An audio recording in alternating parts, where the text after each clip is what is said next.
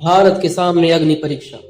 जी हाँ दोस्तों, भारत और रशिया की दोस्ती के बारे में तो आप सब जानते ही हैं और अब इसी दोस्ती को निभाने का सबसे बड़ा चैलेंज भारत के सामने खड़ा हो गया है। दरअसल दोस्तों, ये बात तो आप सब जानते ही होंगे कि भारत अपनी क्रूड ऑयल का 85% इम्पोर्ट करता है और जिन देशों से भारत क्रूड ऑयल इम्पोर्ट करता है उनमें रशिया का भी नाम आता है।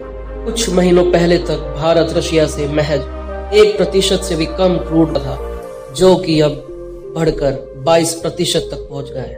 जी हाँ दोस्तों, 22%। मगर इसकी सबसे बड़ी वजह रशिया यूक्रेन वॉर है। जहां रशिया यूक्रेन वॉर से पहले भारत रशिया से महज 0.7% क्रूड ऑयल इंपोर्ट करता था, वही रशिया यूक्रेन वॉर शुरू होने के बाद ये नंबर बढ़कर 22% तक पहुंच गया और रशिया उन देशों में सबसे ऊपर पायदान पर आ गया है जिन देशों से भारत क्रूड ऑयल इंपोर्ट करता है।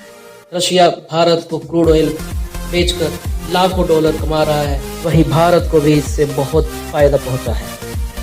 मगर भारत रशिया से अचानक इतना क्रूड ऑयल क्यों इंपोर्ट करने लग गया? ये बात सोचने वाली है दोस्तों। इसकी सबसे बड़ी वजह है रशिया यूक्रेन वॉर। जी हाँ दोस्तों, जब से रशिया ने यूक्रेन के ऊपर हमला किया है तभी से वेस्टर्न कंट्रीज, यूरोपियन यूनियन और यूएस रशिया के ऊपर सैंक्शंस लगाना शुरू कर दिया था। और इन्हीं सैंक्शनों में से एक सैंक्शन था कि रशिया अब किसी भी देश को क्रूड ऑयल एक्सपोर्ट नहीं कर सकता और जो भी देश रशिया से क्रूड ऑयल इंपोर्ट करेगा उसे यूएस के गुस्से से गुजरना पड़ेगा। और जैसे ही यूएसए ने रशिया के ऊपर सैंक्शंस लगाए तभी रशिया ने अपने सबसे पुराने और सबसे बड़े दोस्त भारत की ओर देखा और भारत ने भी रशिया को निराश नहीं किया दोस्तों।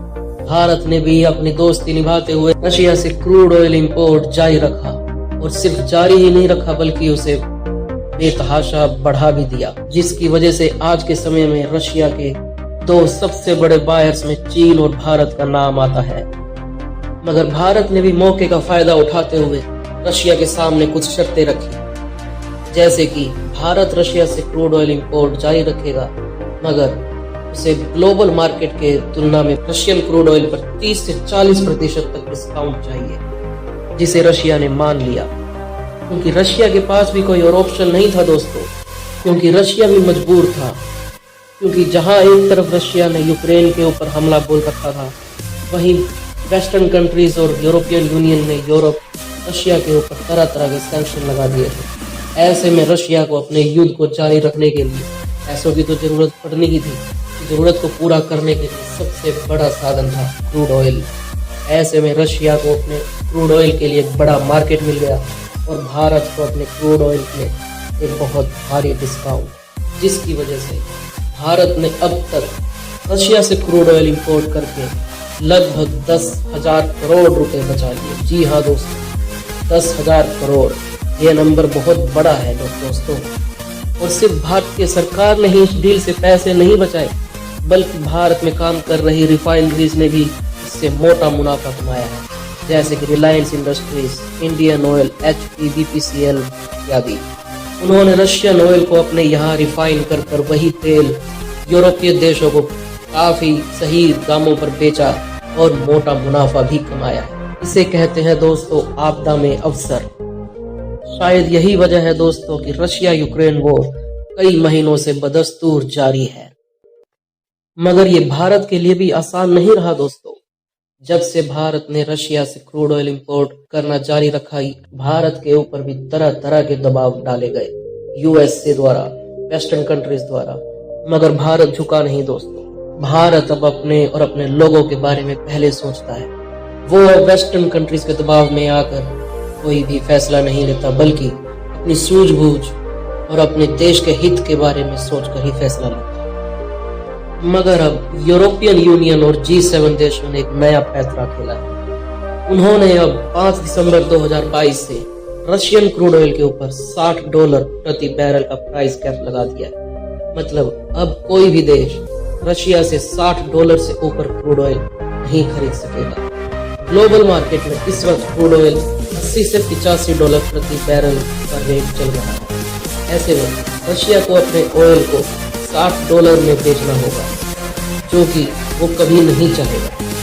इसकी वजह से भारत के सामने भी अपनी दोस्ती निभाने का बड़ा चैलेंज है, क्योंकि अगर भारत G7 की बात मानता है तो रशिया और भारत की दोस्ती में दरार आ सकती है, और नहीं तो भारत रशिया से क्रूड ऑयल खरीदने की डील तो कर लेगा, लेकिन ऑयल को भारत तक लाने में उसको बहुत परेशानी का सामना करना पड़ेगा, क्योंकि दुनिया के 90% ऑयल कंटेनर्स यूरोप के देशों के कंपनीज के पास है, और यूरोपियन यूनियन और G7 ने इन शिपिंग कंट्रीज को ये ऑर्डर दे दिए हैं। अब से वो कोई भी ऑर्डर लेने से पहले ये चेक करे कि ये ऑर्डर $60 के नीचे ही हो। अगर ये रेट $60 से ऊपर हुआ तो वो अपनी सप्लाईज इन देशों को नहीं देंगे। ऐसे में दोस्तों भारत के लिए ये एक बहुत बड़ा चैलेंज होगा कि वो रशिया से क्रूड ऑयल कैसे इंपोर्ट करे। मगर दोस्तों रशिया के पास भी कुछ पुराने शिपिंग कंटेनर्स है जिसे उसने वेनेजुएला और ईरान जैसे देशों से खरीदा है, मगर वो बहुत ही खराब हालत में है और उनका कोई इंश्योरेंस भी नहीं हो सकता। जरा सोचिए दोस्तों, हजारों डॉलर्स का क्रूड ऑयल को जिन शिपिंग कंटेनर्स में डालकर भारत तक लाया जाएगा, अगर रास्ते में खुदा ना खास्ता इन शिपिंग कंटेनर्स में कोई भी खराबी आ जाती है या कोई भी दिक्कत आ जाती है तो उनका कोई भी इंश्योरेंस नहीं होगा। ऐसे में दोस्तों ये देखने लायक होगा कि भारत का इस मुद्दे पर क्या रुख रहता है। आप हमें अपनी राय कमेंट्स में बता सकते हैं, और अगर आपको ये वीडियो इंफॉर्मेटिव और दिलचस्प लगी हो तो आप इसे लाइक भी कर सकते हैं और हमारे चैनल को सब्सक्राइब। धन्यवाद। भारत के सामने अग्नि परीक्षा।